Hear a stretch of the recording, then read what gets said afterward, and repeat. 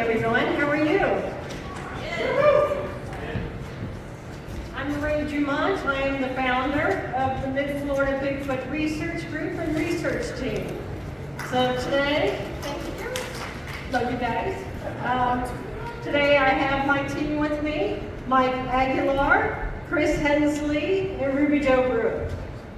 So just want to tell you a little bit about us. We're located in Central Florida, and we've been doing Bigfoot and skunk ape research now for about 40 years. And we go out every single weekend in the woods and in the swamps. So pretty exciting stuff. Another honorary member of our team is the skunk ape expert, David Sheely. So we go down and investigate down in the Everglades with him, or he comes up and investigates with us whenever he can. So that's pretty cool. So in case you don't know, according to the BFRO, which is the Bigfoot Research Organization, Florida is ranked number 3 for the most reported sightings of Bigfoots in the country. That's huge. That's huge. Most people just think that they only exist in the Pacific Northwest, and that's it, and that's not true. And again, those are just reported sightings. Do you imagine all the ones that have never been reported? So, which is pretty amazing. So what we're going to do right now is each of us is going to tell a story or a favorite thing that we found or whatever. So I'm going to start. And I have not had a personal sighting yet, but I have experienced a Bigfoot vocalization in the Ocala National Forest. It was about 5 years ago in January, coldest night of the year, and Jimmy Barr was there. And we were camping out overnight. About 1:30 in the morning, a few of us heard a huge, long, lengthy vocalization, which was just incredible. And it sounded like it was maybe a mile away. It was just unbelievable. For something to make that long and lengthy of a loud vocalization, it had to be a creature with incredible lung capacity. So it was an amazing thing for me.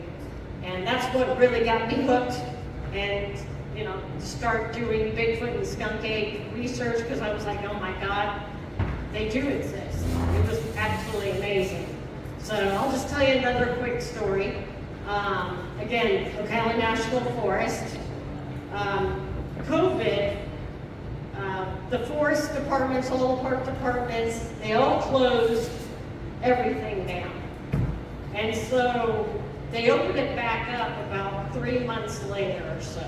So my friends and I, because I was laid off of work because of COVID, we skedaddled to Ocala National Forest because we want to see what's been going on there, since not too many people have been out there for the past 3 months. So I went out with 2 fellow researchers. There's a particular trail that I like to go on. And so we just took a walk. We saw a black bear walking down the middle of the road, like he's, you know, not used to humans being around. So we go down this path, didn't see anything interesting. And then we went back a week later to the same trail, and it was pure chaos. There were 5 freshly broken pine trees laid one after the other across the trail. There were bushes that were pushed over into the trail. And there was also a small little tree off to the left that was bent over and pinned down by one of the freshly broken trees. This all happened just a week later. And there was an X structure before all that on the left-hand side. And we're like, oh my God, what the heck happened within a week? So we definitely got the impression we were not welcome there, they didn't want humans around, or something. Don't know. It was an amazing experience and fine. So next, I'm going to give it to Mike Aguilar. How you guys doing? So I got started with this. I'll just go ahead and start like that. I got started with this Homosassa, Florida. I was going fishing with my best friend. And I had no idea that that day would change my life forever, heading down to right where Chatsaliska and Homosassa meet. And we were going to put our boat in 6:30 in the morning, and I'm driving down the road. There's a curve that you have to go around. It's like 4 curves up the road. And on that 3rd curve, something walked 50 yards in front of my truck. And it was every bit of 7.5 foot tall, reddish brown hair, arms swinging, looked at me as it went this way as I came around the curve, came back around the curve, it was gone. And that just did something to me. I couldn't get it out of my brain, so I started really paying attention to the Bigfoot world. And now I'm in the middle of it. And I've had a lot more crazy experiences ever since then. I guess I could tell you guys probably one of the weirdest, craziest ones was this happened right in the heart of Tampa, pretty much. Well, right where Tampa heads north. And I had a 1.5 mile walk back into where I had to go. I had my dog with me. And my dog, if you've ever seen any of the videos that we have, Miley, she's like my little Sasquatch dog. And we're back there 1.5 miles, 2 miles back into nowhere. And I found a footprint. The footprint measured 19 inches by 19 inches by 9 3/4 wide at the top of the foot, and almost 7 inches at the heel. It's huge, humongous footprint. And I'm looking at the footprint. As I'm looking at the footprint, Miley starts staring into the woodline. And as she's staring into the woodline, I got that feeling like I probably shouldn't be here. I'm in the middle of nowhere by myself. I just found a 19-inch footprint, and I'm all alone. So she starts doing a low rumbling growl. About that time, I heard something that to me it sounded like a stomp. Just and we felt it. She jumped, I jumped, and about 4 trees, or I'm sorry, there's a bush, a big pile of bushes. And behind that bush, there was 3 or 4 trees that standing up. And the one tree literally shook. And then it shook again, and then it shook like it was a toy. Back and forth, and the whole thing would have hit the ground. Then followed by this noise that I could not even try to make, this rumbling, growling sound.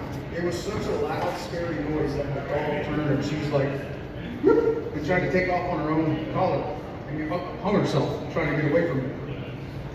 Long story short, I was done right there. I yelled at it. I said, I'm sorry I'm here. I didn't mean to do it. Whatever I did, I pissed you off. I'm sorry. Turned around and started leaving. The dog wanted to go. I was gone. So that was my, probably my, I guess, scariest moment since I've been doing this.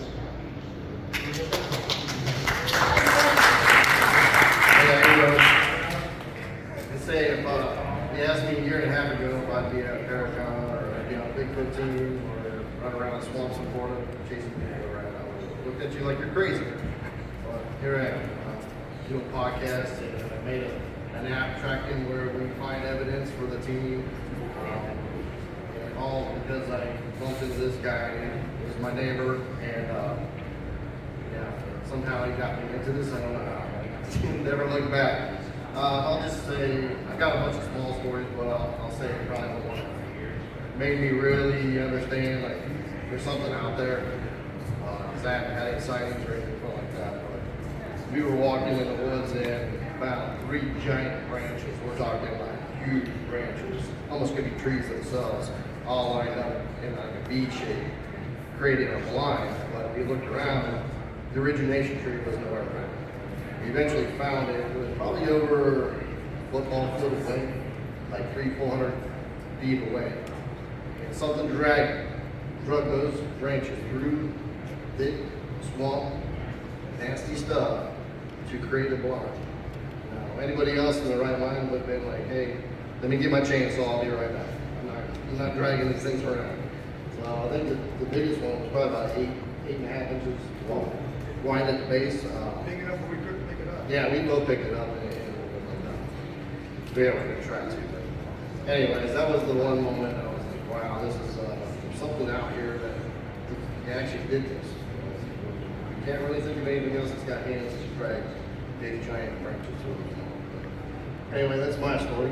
Ruby, I'll stick to it.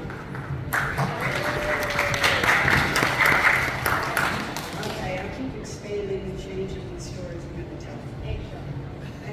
Okay, in the same area that they're talking about, where all this stuff happens, we were in that area because we're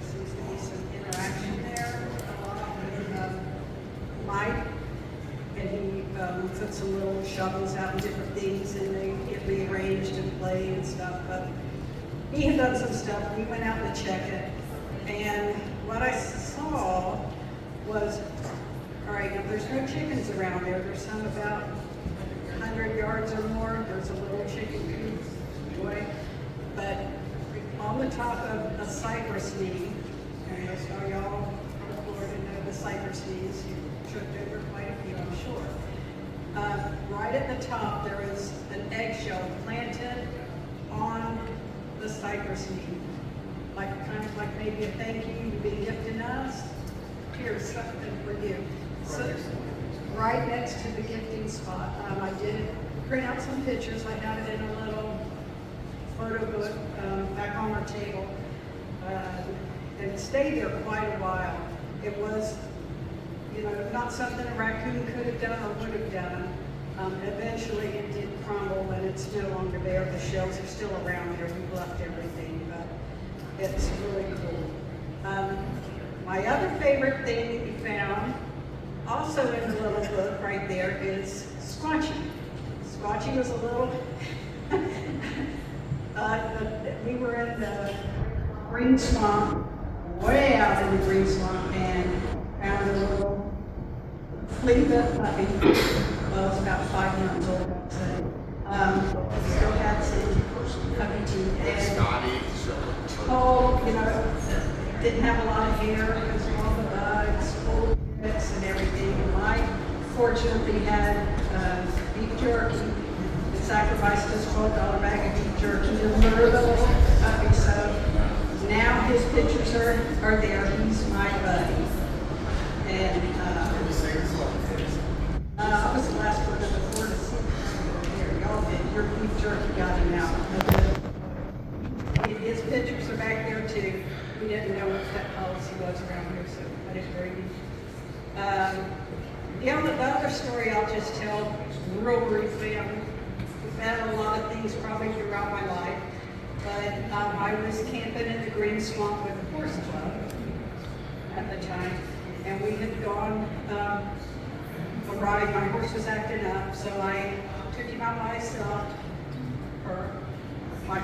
and she did great. When I was getting back to camp, somebody had just gotten there and wanted to go out and ride me again, so I was like, since I was already saddled up, here we go. I thought, well, we'll just kind of back around and come in through the campsite from the back side, because there was our campsite, a field with wood line. So we kind of guesstimated where that might be, gone about 45 minutes, kind of trying to come up on the back side. And in the Green Swamp, there's some areas that are very swampy, and then there's some that are a little more hilly. This is a little more hilly, and it was going up, and when I looked up, because this is getting dusk, there was an archway. The archway was totally dark, so I thought, whoa, it's getting dark really quick. So I turned around to ask the guy that I was riding with if he wanted to continue or backtrack. Right as I turned around, this big owl just swooped right in between the 2 horses that were really close together, swooped right across the back. I could feel the air from his wings. Just landed on a tree right by us. And I was like, oh my gosh, that's so cool, he's so big and beautiful. And then my horse stopped. And so I spun around to see why she stopped. And that big black arch is now only half dark. So now there's the sky behind it, but now there's something down low. And I could see long hair, couldn't see a face. And then it spider crawled, or crab walked sideways, or undulated sideways, and disappeared into the woods. And so I never knew. I just couldn't figure out what that might be. And when I'm hearing stories and stuff, I was like, my horse is a Mustang. No problem with bears, no problem with hogs. This wasn't going anywhere, so we backtracked and went back all the way around. But those are the stories that I'm going to stick with. Thank you. So anyway, if you're interested in seeing more of our evidence, the things we have found out there, like I said, we are out every single weekend. So We have a website, midfloridabigfoot.com. You can join us on Facebook, Midflorida Bigfoot Research Group, and we have a YouTube channel by the same name. So feel free to join, take a look. If you go to the website, you can go to the research gallery, you can see all kinds of cool pictures of cool things we have found out there. So anyway, we want to thank you for joining us today. Thank you for being here. And where is Yellowbird at? Yellowbird. All right. Oh yeah, sorry. We do have a table in the back of the room. We have casts that you can look at. All of those casts back there were done, were found in Pasco County at an undisclosed location. And then there is a skunk ape print that's four-toed, which is also back there if you want to take a look. And so anyway, thank you so much.